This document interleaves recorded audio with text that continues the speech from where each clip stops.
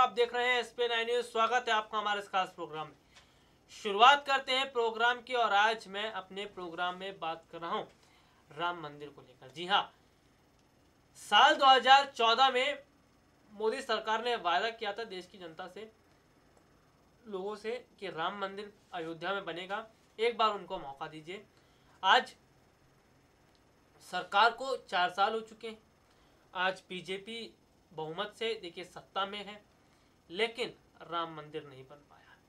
और राम मंदिर का ना बनना आज साधु संत के लोगों को नाराज कर रहा है। आज हिंदू वर्ग के लोग नाराज हैं मोदी सरकार से, आज साधु संत के लोग नाराज हैं मोदी सरकार से।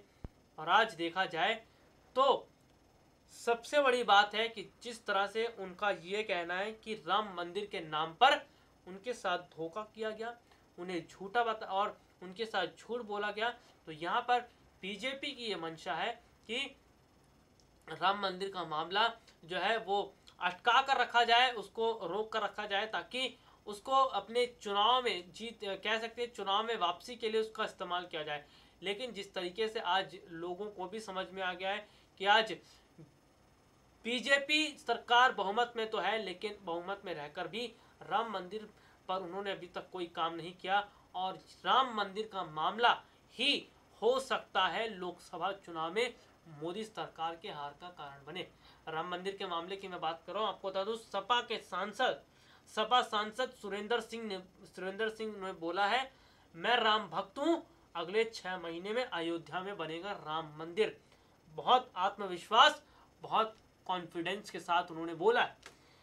2019 के लोकसभा चुनाव से पहले एक बार फिर राम मंदिर का मुद्दा गरमा रहा है। इसी के तहत राम मंदिर निर्माण को लेकर एक और सांसद ने बयान दिया। मध्य प्रदेश में समाजवादी पार्टी के सांसद सुरेंद्र सिंह नागर ने एक कार्यक्रम के दौरान कहा, मैं भगवान राम का भक्त हूं, मैं मानता हूं कि आगामी लोकसभा चुनाव तक हम अयोध्या में राम मंदिर देखेंगे।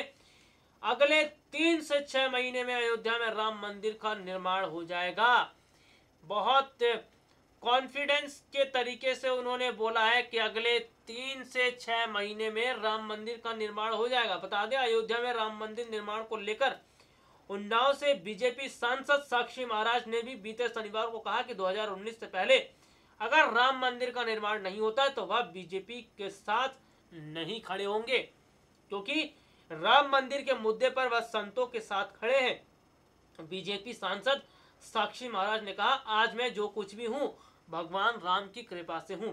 आज बीजेपी जिस मुकाम पर पहुंची है उसके पीछे राम जी की कृपा और संतों का बहुत बड़ा योगदान है। जी हाँ, आज अगर मैं आपको यहाँ पर बता दूं कि आज अगर बीजेपी सत्ता में है, अगर आज बीजेपी सत्ता में है और अगर आज लोगों ने वोटिंग जमकर की थी बीजेपी को, इसका सीधा मकसद ये था कि बीजेपी को बहुमत में लाया जाए और राम मंदिर बनवाया जाए। लेकिन जिस तरीके से अब यहाँ पर देखने को मिला है कि खुद बीजेपी सांसद साक्षी महाराज ने कह दिया है, अगर राम मंदिर 2019 के लोकसभा चुनाव से पहले नहीं बनेगा, बीजेपी से नाता तोड़ देंगे।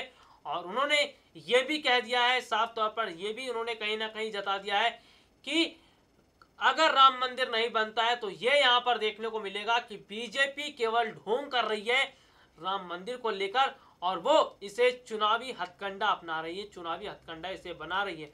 और आपको जैसा कि मैंने थोड़ी देर पहले बताया था, आज साधु संत के लोग, आज साधु संत नाराज हैं मोदी सरकार से, आज बीजेपी से नाराज है, क्योंकि अभी तक राम मंदिर को लेकर उन्होंने कोई बड़ा कदम नहीं उठाया।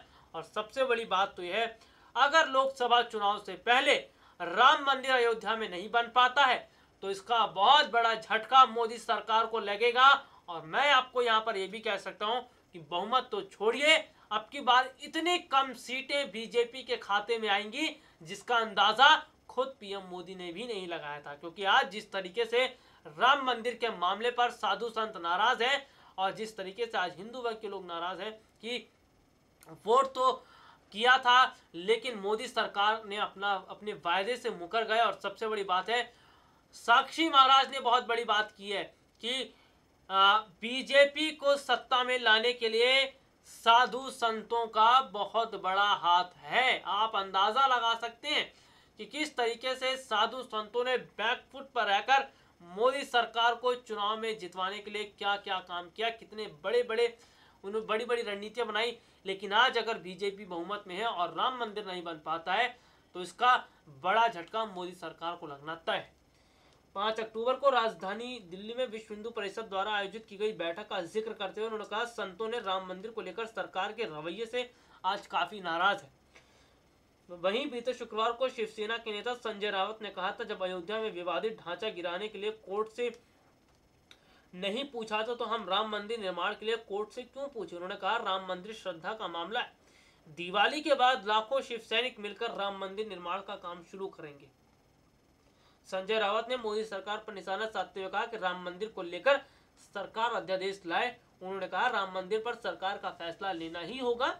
उन्होंने बीजेपी पर आरोप लगाया कि बीजेपी सत्ता में राम मंदिर निर्माण के नाम पर ही वोट मांग कर आई है, यानी कि राम मंदिर के नाम पर बीजेपी वोट मांग कर आई है। और आपको मैं बता दूं, राम मंदिर का मामला जिस तरह से अब बीजेपी के गले की फांस बन गया है और अगर लोकसभा चुनाव से पहले राम मंदिर अयोध्या में नहीं बनता तो अब की बार हारना निश्चित है बीजेपी का। और अब की बार, जैसा कि मैंने थोड़ी देर पहले कहा, बहुमत तो छोड़िए, अब की बार इतनी कम सीटें मिलेंगी जिसका अंदाजा बीजेपी ने नहीं लगाया होता। खैर, देखते हैं कि राम मंदिर बनता है या नहीं।